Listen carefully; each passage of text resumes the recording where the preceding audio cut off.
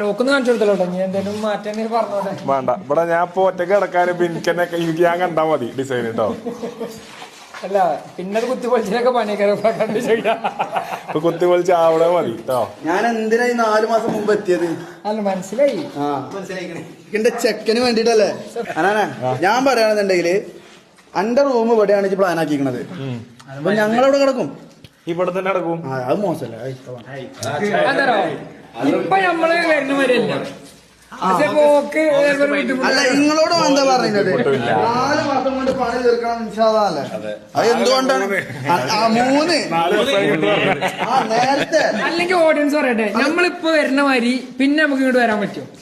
അങ്ങനെയല്ല, ഇതിന്റെ ഉള്ളിൽ കയറി കിടക്കാൻ പറ്റുമോ? ഞാനാണ് മാറി കിടക്കും. നിങ്ങളൊക്കെ അവിടെ കടന്നോളി.